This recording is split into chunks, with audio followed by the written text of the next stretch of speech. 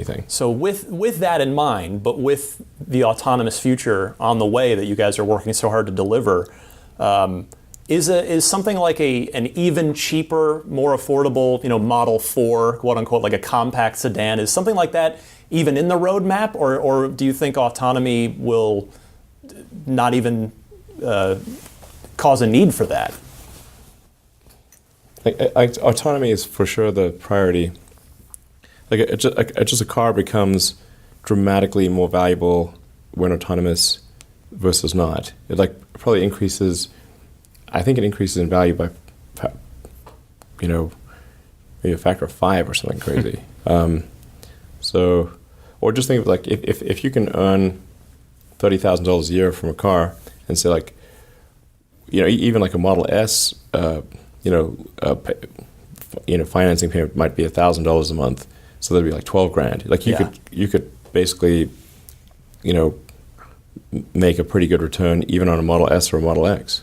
I guess I'm sort of curious about the balance between autonomous future and the ultimate goal of the company of just electrifying the world and advancing sustainable transport.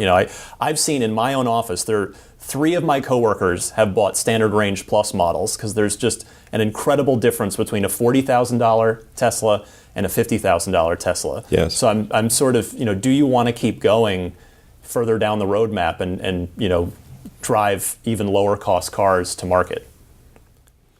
I mean, eventually, yes. It's not like we could make a $20,000 car and are just arbitrarily choosing not to because we hate people who buy $20,000 cars. We do not know how to make that. Certainly, for now. So, as I said in my the original sort of secret master plan, it's insanely difficult to make an electric car at a price at a price at the same level as a gasoline car and have the same features and functionality. Right.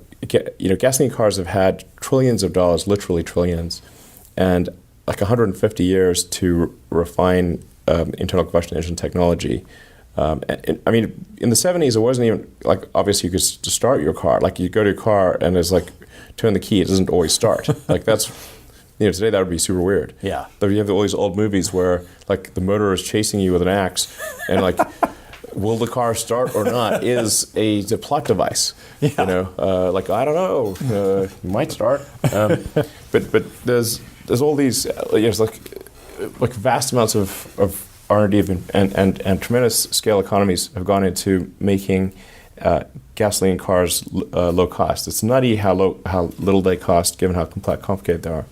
So it just takes time for electric cars to get there, and you say how many versions have gasoline cars been through? 20? I don't know, a lot. Yeah. And we're basically on, from a Tesla standpoint, we're on version 3 of the technology. Yeah. So yeah, we had the Roadster, the SX platform, and the 3Y platform. Yeah. It's just that's only just version 3 really. So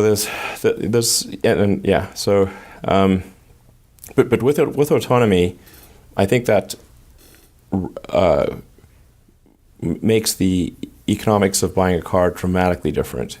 You can get sort of a Model 3 lease. You can lease it $400 a month, maybe finance it for $450 or $500 a month, and say okay, so that's basically maybe a little over $100 a week. And how many rides would you have to have an autonomous car give to make $100 in a week? Very few. Yeah. If it just spent a few hours giving rides, you've made your lease payment. So for a few hours per week, and so then who can't afford that? As long as you're willing to let your car do rides, anyone can afford it really. Yeah. And in fact, it would be a moneymaker.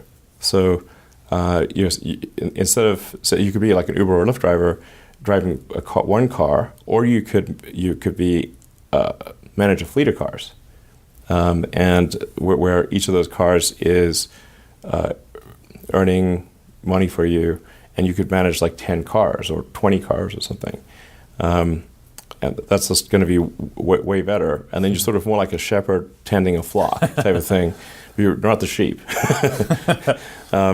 So that seems like a way better thing to do than to always be driving the car. And so I think that's definitely what people will choose to do, is just operate a small fleet, and take care of the cars when they get a flat tire or need some service or something like that. Need to be cleaned out or taken care of in some way. So you just sort of manage your fleet, and then it's like a little business basically. You've been so excited about the pickup truck. I feel like you just can't wait to show that thing off. You snuck in the teaser at the Model Y event that we all missed before you put it out on Twitter later. It was way too subtle. I heard the noise and turned and missed it at the event, and everybody was like, "What was that?" But from everything you've said, I mean, this thing sounds nuts, because you've mentioned on Twitter like titanium components, some like cool suspension stuff with the weight, your load in the bed. So is it reasonable to expect that the pickup truck at first will sort of follow a more S and X-like trajectory, or it might start off a little higher cost before maybe making your way down market with it? We don't want it to be really expensive. I think it's got to start at less than $50,000. It's got to be like $49,000 starting price max. And ideally less. Even 49. I think you just made a lot of people really happy who are interested in the truck by saying that. Yeah. It just can't be unaffordable. It's got to be something that's affordable. So now there'll be versions of the car that are more expensive, or truck that are more expensive, but you've got to be able to get a really great truck for $49,000 or less, and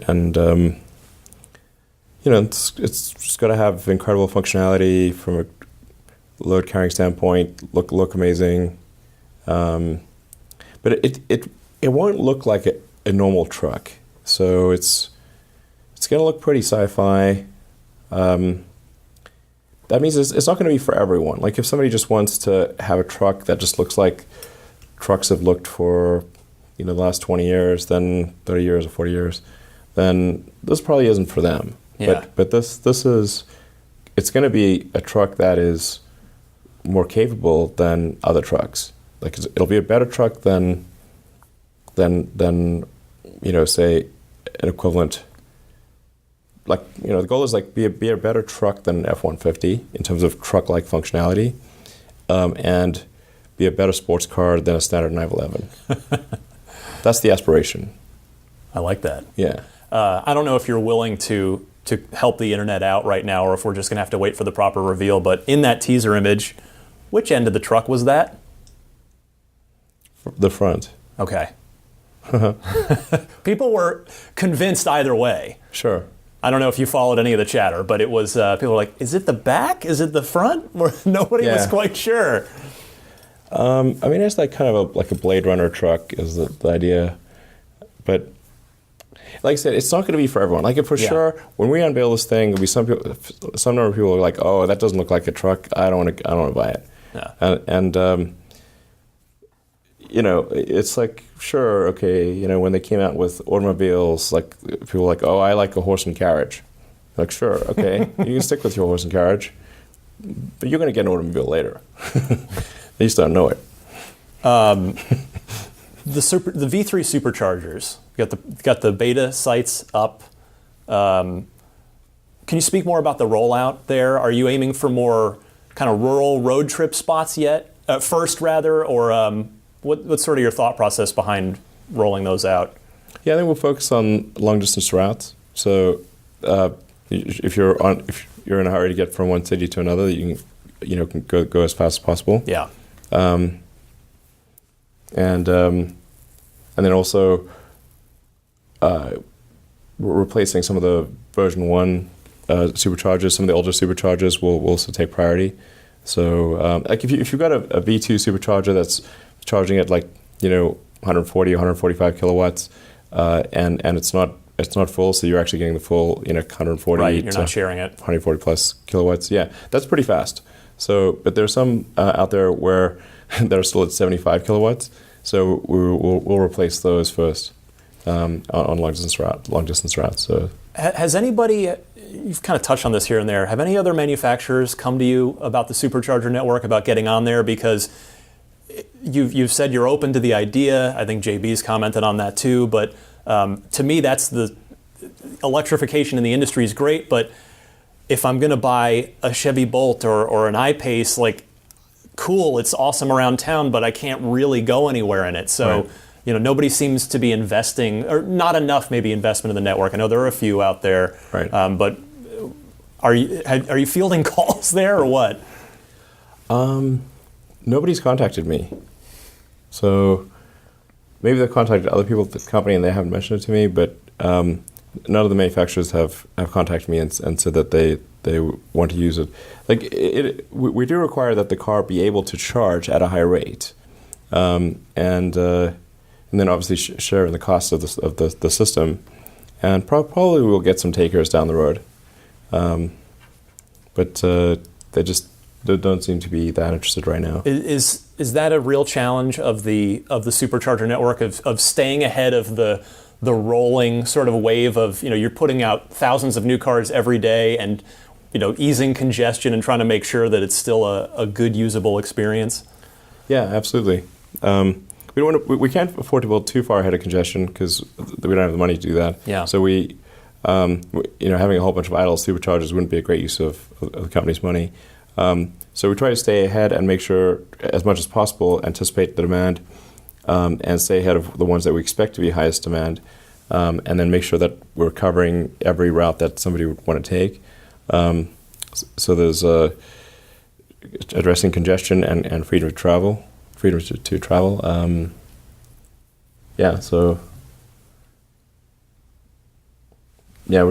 in some cases we're a little slow because a building permit doesn't come through or something like that. You can't just expand these on instantly because there's you have to get the utility and the building permits and everything to agree. So we built a lot of superchargers though. I mean, it's pretty nutty. You see that map in the lobby. In the lobby, it's awesome. It's crazy. It's all over Europe, all over North America, all over China, Japan, Australia. The Semi is the one vehicle I haven't touched on yet. How much of the business do you, not from a percentage numbers thing, but I'm sort of curious, do you see that as a potentially massive part of Tesla's business, or is it sort of a let's just see how this goes kind of thing? No, I think the Semi will be a very big part of Tesla's business. As will the pickup truck. They're very important fundamental use cases. So you think we've got to at least have one what we think is an amazing product in all of the key use cases. So kind of full-size sedan, full-size SUV, mid-size sedan, mid-size SUV, pickup truck, and Semi for commercial trucking. These are very fundamental. But it only makes sense to add new products at volume if we have the battery cell capacity to support them. Otherwise, we're simply adding complexity, but we're not putting more vehicles on the road. Right. You had to starve the energy side of the business last year, you said, to get the car batteries out there. Yeah, we had to convert all of the battery cell lines for the Powerwall and Powerpack to make cells for Model 3. And even then, we were often starved of cells. So we want to make sure that doesn't occur again. And really, cell capacity will come online just in time for Model Y. Even if we had Model Y today, we couldn't actually make any additional cars because we do not have enough cells. Well, I know my time is up here. I've taken plenty of it. Let me just say on mic, both personally and on behalf of anybody that listens to my podcast or everybody in the Tesla community, just thank you for your efforts to make these amazing cars that we all love and have a great time with and keep our families safe and pave the way for a better, brighter future. I really cannot thank you enough. I love my Model 3 and being part of the community that you and the company have fostered is just such a wonderful thing to be a part of. That's why I spend my nights and weekends making a podcast about it. I love it so much, and thank you for everything. Oh, you're most welcome. I'm glad it is bringing you joy. This is, there's very few products out there that bring you joy. There's just very few. It's like, how many products out there can you buy that you really love? It's very rare. Well, I end my podcast every week with something that you said on the Joe Rogan podcast, which is that the Tesla should be the most fun thing you ever buy. That's the last. Yes. That's the last words you hear on every episode of my podcast because that just resonated with me. That's our goal: is to make the car, have the car make you as happy as possible. Mission accomplished. Yeah. Elon Musk, thank you so much. Thank you.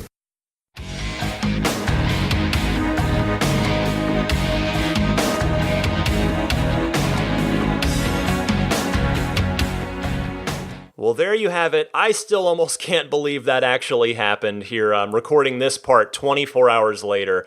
So the interview, as you heard me in the intro there, took place at Tesla's corporate headquarters in Palo Alto, California. And it took place on Wednesday, May 29th, 2019 at about 8 p.m. That's why you heard Elon at the beginning there for context reference.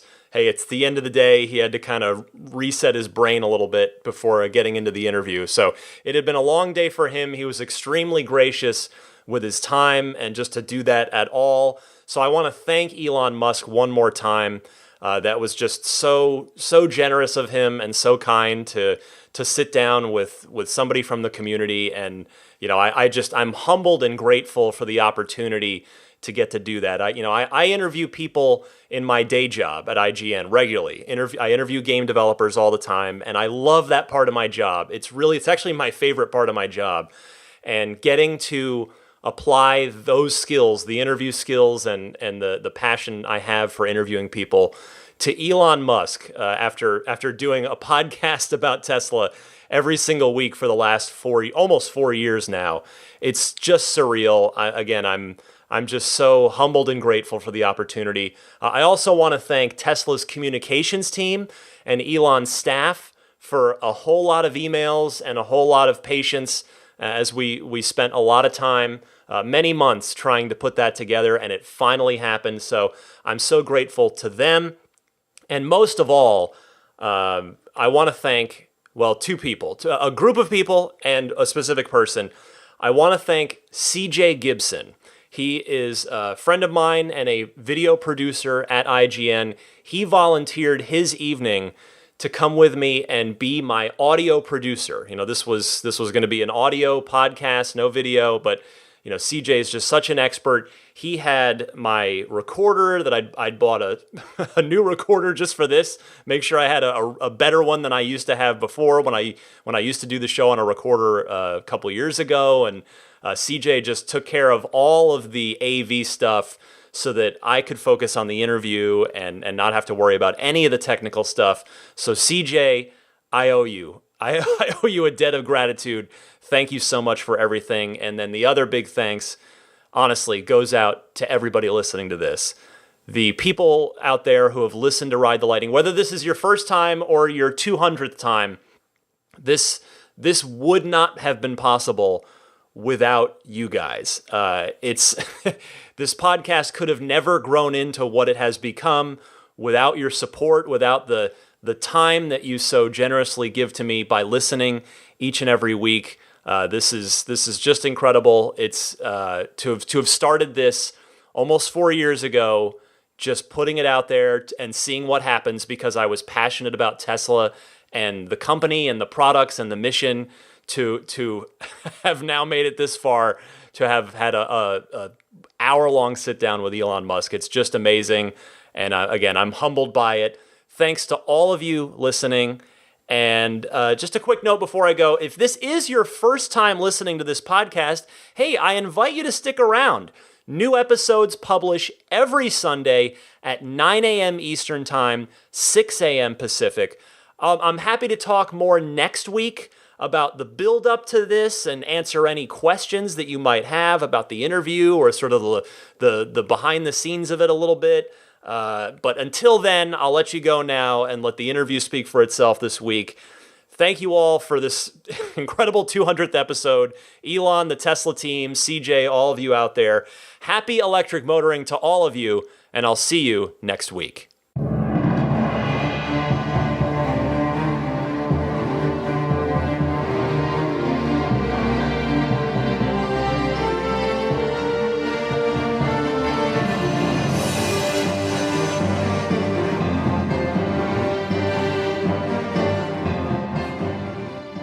I mean, I think a Tesla is the most fun thing you could possibly buy ever. That's what it's meant to be. Well, Our goal is to make it's not exactly a car. It's actually a thing to maximize enjoyment. Make it maximum fun.